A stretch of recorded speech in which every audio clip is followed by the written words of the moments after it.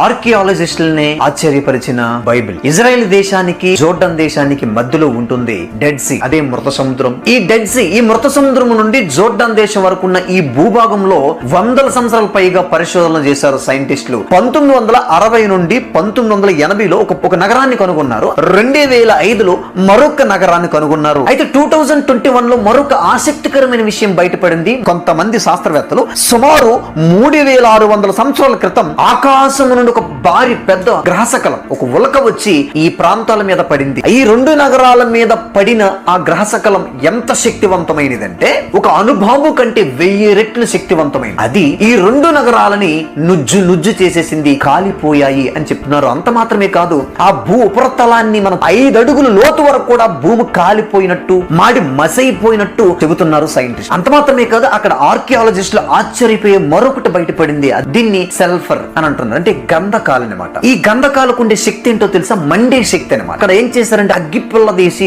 ముట్టిగిస్తే బగ్గుమంటుంది. ఇటువంటి అరుదైన గంధకాలు ఈ ప్రాంతంలో దొరకడం ఏంటి? ప్రపంచంలో ఎక్కడ కూడా ఇలాంటివి దొరకవు. ఒకవేళ దొరికితే అగ్ని పర్వతాల దగ్గర ఉండొచ్చేమో అని అంటున్నారు. కానీ ఇక్కడ అగ్ని పర్వతాల ప్రాంతం కాదు ఇది. కానీ ఈ ప్రాంతాల్లో ఈ గంధకం దొరకడం ఏంటి అని సైంటిస్టులు ఆశ్చర్యపోతున్నారు. 2025లో శాస్త్రవేత్తలలో 2 అభిప్రాయాలు కలిగినటువంటి బృందాలు ఉన్నాయి. ఒకటి, ముందు మనం చెప్పుకున్నట్టు ఆకాశం నుండి భారీ ఉల్కపడి ఆ నగరాలను నాశనం చేసింది. రెండవ అభిప్రాయాన్ని తెలియజేస్తున్న శాస్త్రవేత్తలు ఏం చెప్తున్నారంటే, బైబిల్లో చెప్పబడినట్లు సొదొమ గొమొర్రా పట్టణాలు వ్యభిచారంతో నిండిపోతే బైబిల్ దేవుడు యెహోవా దేవుడు ఏం చేశాడు? అగ్ని గంధకాలను కురిపించి ఆ నగరాలను నాశనం చేసినట్లుగా బైబిల్లో చూడగలం. నిజానికి సొదొమ గొమొర్రా పట్టణాలు ఏ ప్రాంతంలో ఉండేవంటే ఈ మృత సముద్రం, ఈ డెడ్ సీ ప్రాంతంలో ఉండేవని బైబిల్ చెప్తుందని శాస్త్రవేత్తలు చెప్పడం. అయితే ఖచ్చితంగా బైబిల్ చెప్తుందా అని మనం చూడగలిగితే ఆదికాండం 13వ అధ్యాయం, అబ్రహాము కానానులో ఉండిపోతే యోర్దాను మైదానాన్ని ఎంచుకొని అక్కడ నివసించడానికి లోతు తన కుటుంబంతో వెళ్ళిపోయినట్లు చూడగలం. యోర్దాన్ అంటే ఏంటి? జోర్డాన్. ఈ రోజు జోర్డాన్ యొక్క సరిహద్దుల్లో ఉండేదే మృత సముద్రం, డెడ్ సీ అని మనం చెప్పుకున్నాం. ఆదికాండం 14వ అధ్యాయం